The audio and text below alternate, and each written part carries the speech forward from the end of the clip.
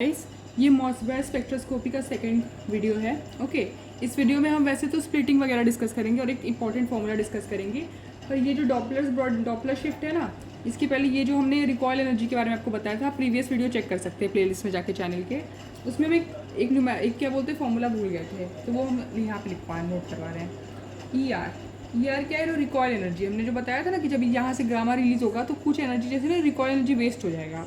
तो उसके लिए उसको मेंट करने के लिए जो मॉसबेयर है ना, मॉसबेयर उस वक्त वो क्या थे, वो पीएचडी स्कॉलर थे।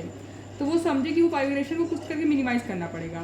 तो उन्होंने इसलिए क्या किया ना, वो जो सोर्स और सिंक था अपना, उसको उन्होंने एक बड़े से क्रिस्टल से टाई कर दिया। क्यों? ताकि रिकॉयल एनर्जी मिनिमाइज हो जाए। ऑल्सो उन्होंने क्या किया, टेम्परेचर उनको पता था। देखिए, जो वाइब्रेशन होता है ना, फोटोनिक वाइब्रेशन होता है, वो टेम्परेचर की वजह से होता है। तो उन्होंने क्या किया ना, वो जो क्रिस्टल है उसको लिक्विड हीलियम और लिक्विड नाइट्रोजन में डाल दिया ताकि टेम्परेचर लो हो और रिकॉयल एनर्जी मिनिमाइज हो जाए। तो रिकॉयल एनर्जी का देखिए एक फॉर्मूला होता है। ओके, ये क्या होता है? देखिए, E² अपॉन 2mc²। ये ज़रूरी था यहाँ पे बताना। यहाँ पे देखिए, हम ये आपको डिपिक्ट करना चाहते हैं ना कि recoil energy is inversely proportional to the mass. मतलब जिसका मास, अगर सोचिए जिसका मास ज़्यादा है उसका रिकॉयल एनर्जी कम है, तो आपको रिड्यूस करना है। इसीलिए इन्होंने क्या किया था, जो क्रिस्टल मतलब सोर्स और सिंक है ना, उसको एक बड़े से क्रिस्टल से टाई कर दिया था, लार्ज क्रिस्टल के साथ। ओके, तो उससे मास जब बढ़ गया तो रिकॉयल एनर्जी घट गई। तो ये बस हम डिस्कस करना चाहते थे। और ये जो एनर्जी है ना, ये जो ई है, ये वाला एनर्जी क्या है? एनर्जी बिटवीन, मतलब ये difference of energy between excited state and ground state. Okay, excited state का डिफरेंस और ग्राउंड स्टेट का, मतलब ये दो एनर्जी का डिफरेंस है। पर ये वाला फॉर्मूला इंपॉर्टेंट है और हमने वो उस वीडियो में इसको मिस कर दिया था, इसलिए हम इसको यहाँ डिस्कस कर रहे हैं। ओके, अब हम क्या डिस्कस करेंगे? हम डिस्कस करेंगे क्वाड्रुपोल स्प्लिटिंग। ओके, तो ये किस में होता है, किसके लिए होता है? देखिए, अगर आई का वैल्यू सोचिए ज़्यादा, हाफ से ज़्यादा है, ग्राउंड स्टेट या एक्साइटेड स्टेट। ओके, इसके ग्राउंड स्टेट या एक्साइटेड स्टेट के लिए आई का वैल्यू हाफ से ज़्यादा है। तो हम इसमें क्या क्या पढ़ते हैं? देखिए, हम इसमें आयरन का पढ़ते हैं और आयरन के अलावा टिन का पढ़ते हैं। हमने पहले ही बताया कि सोर्स देखिए कोबाल्ट होता है, ये आपको याद रखना है। और हम आयरन का पढ़ते हैं, आयरन 57। ओके, और टिन 119। ठीक है, इन दोनों में क्या होता है? देखिए, आपको ये पता होना चाहिए कि हमारा, हमने आपको पहले भी बताया है पर स्टिल हम रिपीट कर रहे हैं कि अपना जो ग्राउंड स्टेट होता है वो हाफ होता है और अपना जो एक्साइटेड स्टेट होता है वो 3/2 होता है। तो 3/2 तो है ना, देखिए हाफ से ऊपर है। कोई भी ग्राउंड या एक्साइटेड स्टेट में 3/2 से, मतलब हाफ से ऊपर होना चाहिए। तो ये तो है, तो यहाँ हमारा कंडीशन सेटिस्फाई हो गया। अब देखिए किस तरह से मतलब ये स्प्लिट होगा, हम आपको दिखाते हैं कि क्वाड्रुपोल स्प्लिटिंग। मतलब सोचिए, पहले हम ये वाला कंडीशन देखेंगे ना, जिसमें इलेक्ट्रिक फील्ड भी अप्लाई नहीं हुआ है। ओके, तब क्या होगा? चलिए हम देख लेते हैं। इस तरह का देखिए आपको आइडिया होगा कि हम लोग ने बहुत सारे स्पेक्ट्रोस्कोपी पढ़ा है ना, तो ये आपको ये ट्रांजिशंस वाला आइडिया हो गया है। ओके, इवन ये सारी पीआर में भी इसे सिमिलर है, बट एग्जैक्टली नहीं कह सकते, उसमें हाइपर फ्लाइन स्प्लिटिंग होता है। बट स्टिल आपको जैसे थोड़ा ट्रांजिशन का, सिलेक्शन रूल का आइडिया हो गया होगा। ओके, चलिए हम देखते हैं। इलेक्ट्रिक फील्ड ग्रेडियंट अब डिस्कस करेंगे। ओके, तो हम अब डिस्कस करेंगे electric field gradient. Electric field gradient. Okay, अब आप देखिए, अगर आप मतलब एज्यूम करिए कि यहाँ पे क्या है, पहले हमने इलेक्ट्रिक फील्ड अप्लाई नहीं किया, तो क्या होगा? इलेक्ट्रिक फील्ड ग्रेडियंट अगर जीरो है तो क्या होगा? आपको देखिए, आपका यहाँ मेन काम क्या है ना, आपको सिग्नल्स निकालना आना चाहिए, सिग्नल कितना आता है। तो देखिए कैसे होगा। तो यहाँ देखिए, हम जो ये है इसका कितना नंबर ऑफ वो है, पहले ग्रेडियंट ये देख लेंगे। ओके, पहले हम देखेंगे ग्राउंड स्टेट। ये आपको देखिए आता है ना। अब सोचिए IG, अगर ग्राउंड स्टेट सोचिए 1/2 है, ठीक है। ओके, तो कितना लाइंस बनेगा पहले वो देखेंगे हम, एज इन लेवल्स। ओके, तो ये कैसे निकालते रहेंगे? 2 ग्राउंड स्टेट का देख रहे हैं, Ni+1। ये तो देखिए अपना नॉन फॉर्मूला है, ये हमने EPR में भी पढ़ा है, NMR में भी पढ़ा है। इसका अब हमको प्रैक्टिस हो गया है। ओके, 2n न्यूक्लियस यहाँ देखिए एक ही का ले रहे हैं, ग्राउंड स्टेट का ले रहे हैं, तो ये हाफ है +1, तो ये 2 है। इसका मतलब ये हाफ वाला 2 में स्प्लिट करेगा, क्योंकि ग्राउंड स्टेट है तो नीचे की तरफ बनेगा। तो इसको ऐसे बना रहे हैं, देखिए ग्राउंड स्टेट है ना, ऑब्वियसली हाफ है, तो इसका लेवल देखिए कैसे है, ऐसे, ठीक है। तो ये +1/2 है, +1/2 है, ये -1/2 है। तो इसे कैसे करते हैं तो आपको पता है ही, हमने ये देखा है ये पहले भी। मतलब सोचिए कि अगर सोचिए हाफ का आप निकाल रहे हैं ना, तो ये NMR EPR में आपने देखा है, ये हाफ का निकाल रहे थे आप। तो एक तो सोचिए हाफ है, इसके दूसरे वाला नीचे वाला कैसे निकालते हैं? हम क्या करते हैं, हाफ से 1 माइनस कर देते हैं, कि -1 करेंगे आप तो क्या होगा, -1/2 हो जाएगा ना, उस तरह से करते हैं। ये ग्राउंड स्टेट हुआ। इस तरह से हमारा एक्साइटेड स्टेट है। देखिए, ये एक बार हम इतना डिटेल में डिस्कस कर दे रहे हैं क्योंकि दूसरा वीडियो है। बट ये आप ना मतलब ये तो हमको इतना आइडिया है, अगर हमने NMR या EPR ये सारा पढ़ा है तो ग्राउंड एक्साइटेड का निकालते हैं। 2 इंटू न्यूक्लियस 1 है, एक्साइटेड का I 3/2 दिया है, +1 तो 4 है यहाँ पे। ठीक है, अब 4 बनाएंगे, 1 2 3 4। पहला वाला 3/2 से 1 माइनस करेंगे, देखिए यहाँ पे दिख के दिखाते हैं। ऑब्वियसली आपको पता है कि 3/2 से 1 माइनस करेंगे तो हाफ होगा, फिर -½ होगा, फिर क्या होगा -3/2 होगा। तो यहाँ क्योंकि इलेक्ट्रिक फील्ड ग्रेडियंट 0 है तो ये सबको एक ही लेवल समझेंगे। ये जो 4 इस तरह से हमने दिखाया है आपको समझाने के लिए, पर उसको एक ही समझेंगे। तो यहाँ पे कितना सिग्नल देखेंगे आप, यहाँ पे एक सिग्नल देखेंगे।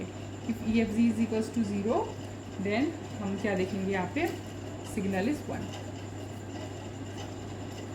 ओके, अब देखिए कि अगर इलेक्ट्रिक फील्ड ग्रेडियंट 0 नहीं है तब क्या होगा, हमारा लेवल जो है वो फर्दर स्प्लिट होगा। ओके, लेट्स सी अब क्या होगा। If electron field gradient is not equal to 0, okay, तब देखिए हम क्या होगा, यहाँ पे क्वाड्रपोल स्प्लिटिंग होगा। आपको देखिए इसको देख के और ये सारी PR में कंफ्यूज नहीं होना है। उसमें देखिए हाइपर फाइन स्प्लिटिंग होता है, फाइन लाइंस होते हैं, ठीक है, वो ऑलमोस्ट हम लोग बनाते हैं इस तरह से, लेकिन उसका सिलेक्शन रूल वो सब आपको याद रखना है। ओके, ताकि हम कंफ्यूज ना हो। यहाँ पे क्या होता है, क्वाड्रपोल स्प्लिटिंग होता है।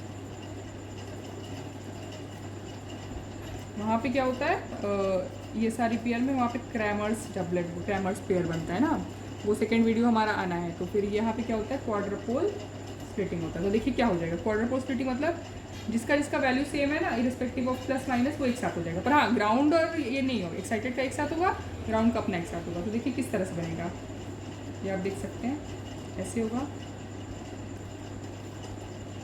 ये प्लस माइनस अपना 3/2, ये है एक ही, हम ऐसे दिखा रहे हैं पर है एक ही, ट्रांजिशन यहाँ एक ही होगा। और हाँ, इससे सबसे इम्पॉर्टेंट है कि आपको सिलेक्शन रूल दिखना आना चाहिए। कहने का मतलब है आप कोई भी ट्रांजिशन तो करवा नहीं सकते ना, तो जहाँ डेल्टा MI = 0 या ±1 है वही होगा, तो वो आप देख लेंगे। ओके, यहाँ पे हम ऐसे दिखा रहे हैं पर ये एक ही लेवल है, ठीक है, ±½ ये अपना एक्साइटेड स्टेट का था, ये अपना ग्राउंड स्टेट का हो गया, ठीक है, ±½ तो कौन कौन से ट्रांजिशन पॉसिबल है, यहाँ पे 2 दिखेगा, ये कैसे दिखेगा, ये कैसे दिखेगा। आप पूछेंगे क्यों मैम ऐसे दिख रहा है, तो देखिए कैसे भी आपको करके देखना है, या तो 0 आना चाहिए इसका डिफरेंस, या तो 1 +-1 +1 या -1, इन दोनों को देखिए 3/2, अगर यहाँ पे 3/2 प्लस लिए, इधर -½ लिए, अरे वो हाफ लिए तो ये 1 हो जाएगा इन दोनों का डिफरेंस। ऐसे ही यहाँ अगर हाफ लिए और इसको माइनस कर दिए तो यहाँ पे भी एक जगह एक पॉसिबिलिटी है, तो उस पॉसिबिलिटी के हिसाब से 0 और +-1 होना चाहिए, उतना ही होगा। तो यहाँ पे हम कितना देखेंगे, 2 सिग्नल देखेंगे। ओके, अब यहाँ जब मैग्नेटिक फील्ड लाइन अगर हम लोग करेंगे ना, यहाँ तो देखिए मैग्नेटिक फील्ड नहीं अप्लाई है, मैग्नेटिक फील्ड अप्लाई करेंगे तो ये फिर से अलग से स्प्लिट हो जाएगा, मतलब ये दोनों जैसे हैं वो अपना अलग अलग 4 इसमें स्प्लिट होंगे, फिर हम वही सिलेक्शन रूल आपको लेकिन याद रखना है। तो अब एक चीज़ देख लेते हैं कि अब सोचिए कि ये तो हमने चलिए थियोरेटिकली पढ़ा, पर एक बात होता है जब क्वेश्चन आएगा तो उसमें भी तो हमें कुछ देख के आंसर निकालना पड़ेगा ना। तो वो कैसे देखते हैं, मतलब हम लोग कैसे देखते हैं कि मतलब किसी क्वेश्चन में अगर दिया नहीं है सोचिए, पर आपको ऐसे कॉम्प्लेक्स दिया तो आपको समझना चाहिए कि इलेक्ट्रिक फील्ड ग्रेडियंट है कि नहीं। तो एक स्टेटमेंट हम यहाँ पे लिखते हैं कि electric field gradient depends upon symmetry. Okay, ये एक इम्पॉर्टेंट स्टेटमेंट है। तो क्या होता है देखिए, आपको बहुत मतलब हम शॉर्ट में डिस्कस कर लेते हैं। सिमिट्री देखिए 2 तरह का होता है, ठीक है, एक होता है लिगैंड सिमिट्री, अगर लिगैंड के थ्रू देखेंगे हम लोग ना ये कि लिगैंड होता है, एक इलेक्ट्रॉनिक सिमिट्री होता है। ओके, अगर आपसे कोई पूछे कि अगर दोनों सिमिट्री देख रहे हैं तो आप किसको प्रेफरेंस देंगे, आप ना इलेक्ट्रॉनिक को देंगे, प्रेफरेंस इलेक्ट्रॉनिक को देते हैं। लिगैंड सिमिट्री में देखिए 2 तरह का होता है, एक्शियल और स्फेरिकल, ये भी ऐसे ही होता है, एक्शियल स्फेरिकल, एक्शियल स्फेरिकल, ये भी ऐसे एक्शियल और स्फेरिकल। तो ये देखिए क्या होता है क्या नहीं होता है, डेफिनेशन तो हमें याद करना नहीं है ना, हमें तो एंट्रेंस में क्वेश्चन सॉल्व करने हैं। तो देखिए आप देखिए हम इसको प्रेफरेंस देंगे अगर दोनों सिमेट्री जो है ना वो स्फेरिकल है। अगर दोनों सिमेट्री ध्यान देख दीजिए कि अगर हमारा दोनों लिगैंड सिमेट्री भी सोचिए स्फेरिकल हो जाए और इलेक्ट्रॉनिक सिमेट्री भी स्फेरिकल हो जाए, तब हम क्या कहेंगे, तब हम कहेंगे कि इलेक्ट्रॉन मतलब ई जो है अगर दोनों स्फेरिकल हो जाए तो हम कहेंगे क्या कि electron field gradient is equals to 0, मतलब वहाँ पे स्प्लिटिंग इलेक्ट्रॉन फील्ड की वजह से तो नहीं होगा। कैसे होगा देखिए ये, अगर सोचिए लिगैंड वाले केस में अगर आप देख रहे हैं तो अगर सोचिए जो हमारा वो आपको दिया होगा, जैसे आपको क्वेश्चन दिया है तो उसको देख के तो आप समझ जाएंगे, अगर वो परफेक्ट ऑक्टाहेड्रल और टेट्राहेड्रल है, ठीक है, और इस केस में इलेक्ट्रॉनिक में सिमेट्रिक, तो कैसे देखते हैं, ऑब्वियसली इलेक्ट्रॉनिक देख के आपको समझ में आ रहा है कि सिमेट्रिकली फील्ड की बात हो रही है, सिमेट्रिकली फील्ड। सिमेट्रिकली फील्ड आप समझ रहे हैं ना, जैसे ये T2G ऐसे ऑर्बिटल होता है, अगर 1 2 3 4 5 इस तरह से फील्ड है, या फिर सोचिए कुछ ऐसे फील्ड है, एक ये भी सिमेट्रिकली फील्ड है, तो इस तरह से फील्ड है अगर ये, और यहाँ परफेक्ट ऑक्टाहेड्रल और टेट्राहेड्रल ज्योमेट्री है, वो जो क्वेश्चन आप देखेंगे ना तब आपको समझ में आएगा, तब आप ये देख के ऑब्वियसली अंदाज़ा लगा लेंगे कि हमारा क्या है, इलेक्ट्रिक फील्ड ग्रेडियंट नहीं है। जब आपको पता चल जाएगा कि इलेक्ट्रिक फील्ड ग्रेडियंट नहीं है तो आप सिग्नल 1 लिखेंगे, अगर आपको लगा कि हाँ इलेक्ट्रिक फील्ड ग्रेडियंट है तो आप सिग्नल इस हिसाब से देख के लिखेंगे। अब देखिए इस चैप्टर का हम आखिरी टॉपिक एक डिस्कस कर रहे हैं जिसका नाम, एक फॉर्मूला भी हम ऐसे डिस्कस करेंगे जो कि previous year CSIR net question में आया हुआ है, ओके, वो चेंज इन फ्रीक्वेंसी करके कुछ है। उसके अलावा बट हम एक आखिरी में मैग्नेटिक स्प्लिटिंग डिस्कस कर लेते हैं, मतलब अगर मैग्नेटिक फील्ड है इस बार, ओके, तो किस तरह से होगा। सिलेक्शन रूल तो अपना देखिए वही है, delta M is equals to 0 और ±1, तो उससे आप देखेंगे। तो मैग्नेटिक फील्ड देखिए स्प्लिटिंग कैसे है, पहले हम वही जनरल वाला भी जो हमने ड्रॉ किया था वही कर लेंगे, पेज हमने चेंज कर दिया है, ठीक है। अगर क्या हो रहा है, इलेक्ट्रॉन फील्ड ग्रेडियंट सोचिए ऐसे नॉर्मल था तो पहले 4 था ऐसे, ठीक है, इधर ग्राउंड पे 2 था, ठीक है। अब देखिए जब हमने क्या किया, हमने कहा कि इलेक्ट्रॉन फील्ड ग्रेडियंट 0 नहीं है, तो यहाँ पे तो देखिए एक सिग्नल बन रहा है, आप समझ रहे हैं ना 3/2, ये तो हम लिख के दिखा नहीं रहे, हमने पहले से लिखा है, ओके। अब सोचिए कि अगर जब ग्रेडियंट ये इलेक्ट्रिक फील्ड था तो ये ऐसे फील्ड स्प्लिट हुआ था, ठीक है, यहाँ ±3/2 ±½ और ये अपना ग्राउंड स्टेट था, ठीक है, ±½ तो हमने देखा था 2 सिग्नल बन रहा है। अब इसके बाद भी ये हुआ कि हमने मैग्नेटिक फील्ड भी अप्लाई किया, मतलब अब magnetic field is not equals to 0, तो कैसे स्प्लिटिंग होगा, यही चीज़ हम बस इसमें डिस्कस करेंगे लास्ट। तो ये जो 3/2 है ±3/2, तो -3/2 अलग हो जाएगा, ओके, पहले की तरह ही होगा। कहने का मतलब ये कि पहले देखिए ये सबको सिंगल सिंगल ले रहे थे ना, इसको एक ही लिया था, ऐसे दिखा रहे थे हम लिख के आपको कि आपको समझने में आसानी हो, पर इसको अलग अलग लिया था। अब देखिए क्या करेंगे, 3/2 ये है अपना -3/2, ये -½ मतलब यही है ना, इसको बस अलग अलग ले रहे हैं अब, +½ 3/2, ये अपना एक्साइटेड स्टेट है, ग्राउंड स्टेट भी अलग अलग,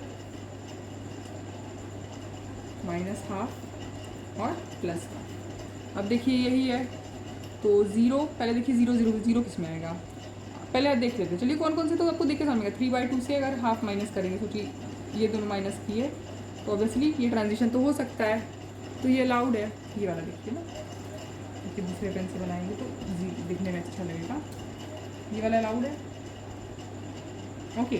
3/2 से ये ½ माइनस, फिर इसका देखिए ½ से ½ माइनस, ये भी तो अलाउड होगा, ½ माइनस ½ 0, 2 हो गया ना, 0 हुआ, और इधर ये प्लस ये 1 हो गया, +1 वाला हो गया, ठीक है। अब देखिए -3/2 से -½ भी अलाउड होगा, क्यों, देखिए -3/2 -½ था, माइनस +½ हुआ, ठीक है, 2 हुआ, -2 तो -1, इस तरह से आप देखिए निकाल के देख लेंगे, ओके।